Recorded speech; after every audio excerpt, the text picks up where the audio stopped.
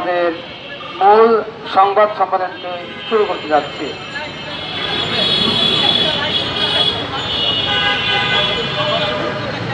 জুলাই শহীদ ও যোদ্ধাদের উপর হামলা, মারধর, মামলা ও হয়রানির বিরুদ্ধে আজকের এই সংবাদ সম্মেলন। যারা উপস্থিত আছেন সবাইকে ধন্যবাদ। আপনারা জানেন যে 2024-এর জুলাই গণঅভ্যুত্থানে জুলাই যোদ্ধা ও শহীদের রক্তের বিনিময়ে স্বৈরাচারের পতন হয় এবং খুনি হাসিনা পালাতে বাধ্য হয়। রক্তের স্রোত থেকে এতে যুক্ত হয়েছিল সারা বাংলার মানুষ। এখন এই স্বাধীন দেশে সকল রাজনৈতিক ব্যক্তিরা স্বাধীনভাবে রাজনৈতিক চর্চা করতে পারছে, কিন্তু কিছু কিছু রাজনৈতিক ব্যক্তি যারা পূর্বে আওয়ামী লীগের দূষর ছিল, তারা বর্তমানে রাজনৈতিক ব্যক্তিদের এবং দলের সাথে মিশে পদ পদবি নিয়ে জুলাই শহীদ পরিবার এবং জুলাই যোদ্ধা এবং তাদের পরিবারের উপর বিভিন্নভাবে পরিকল্পিতভাবে চাঁদা দাবি, মারধর, মিথ্যা মামলা, বিভিন্নভাবে হয়রানি করছে, যা স্পষ্টত গণঅভ্যুত্থান বিরোধী কাজ এবং নব্য স্বৈরাচারের লক্ষণ। অনেক ক্ষেত্রে পূর্বের দোসররা আমাদের উপর বিভিন্ন দল যেমন বিএনপি, জামাত তাদের সাথে মিশে আমাদের উপর পরিকল্পিতভাবে হামলা করছে, যার তীব্র নিন্দা আমরা জানাচ্ছি। আমরা এও বলছি, যদি তাদেরকে 48 ঘন্টার মধ্যে আমাদের দেওয়া তথ্য দেখে 48 ঘন্টার মধ্যে তাদের তালিকা থেকে, তাদের পদ থেকে বহিষ্কার করা না হয়, আমরা ধরে নিব এই দলগুলো নব্য স্বৈরাচার হওয়ার চেষ্টা করছে। যদি এই নব্য স্বৈরাচার হওয়ার চেষ্টা তারা করে, আমরা আগামী 48 ঘন্টা পর কঠোর কর্মসূচি দিতে বাধ্য হব। আমরা তালিকা ধরে, আমাদের কাছে এখন পর্যন্ত 10টা ঘটনা আছে, যে ঘটনার 9টা ঘটনাতেই বিএনপির বিভিন্ন অঙ্গ সংগঠন যেমন ছাত্রদল, যুবদল, জিয়া মঞ্চ, তারা এই হামলা এবং মারধরের সাথে সরাসরি সম্পৃক্ত। আমরা তথ্যগুলো দেওয়ার পর আগামী 48 ঘন্টার মধ্যে তারা যদি তাদেরকে বহিষ্কার না করে, আমরা ধরে নিব তারা স্বৈরাচারের দিকে অগ্রসর হচ্ছে। আমরা তাদের বিরুদ্ধে কঠোর কর্মসূচিতে আগামী 48 ঘন্টা পর যেতে বাধ্য হব। আমরা পূর্বে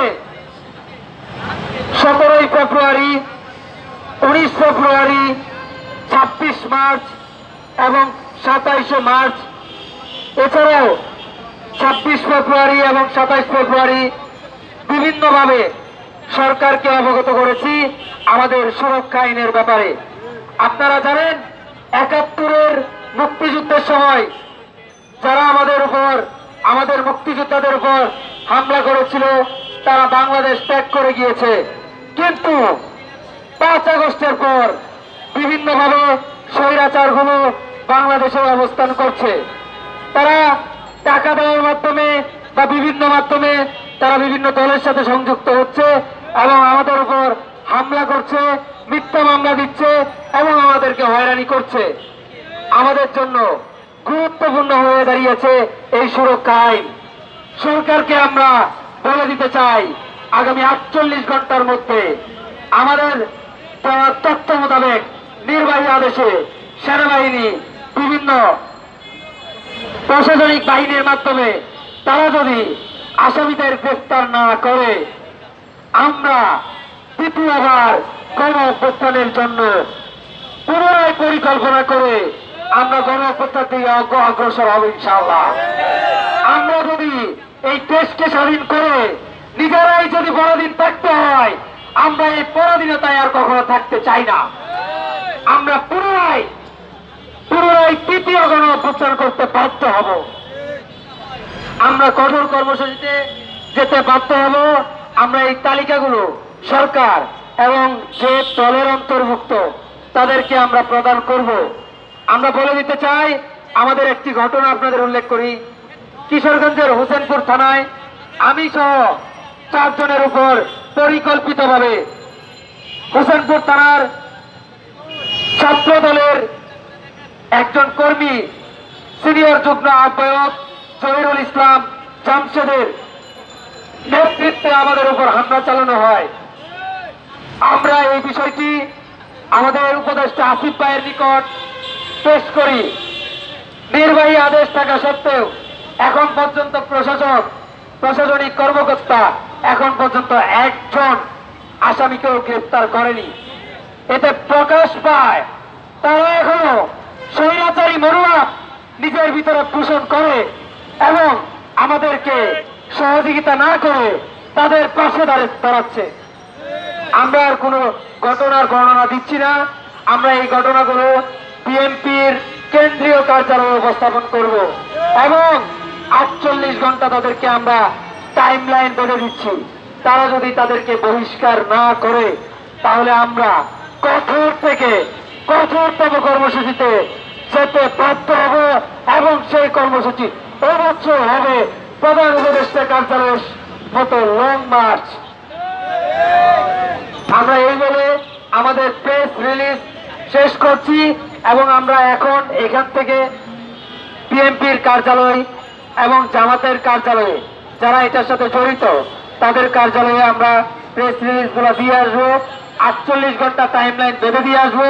তারা যদি কার্যকরী পদক্ষেপ না নেয় তাহলে আমরা এটা বুঝবো তারাও একটা নব্য স্বৈরাচার হতে চেষ্টা করছে। আমরা এর বিরুদ্ধে আমাদের কঠোর কর্মসূচি খুব শীঘ্রই ঘোষণা করব।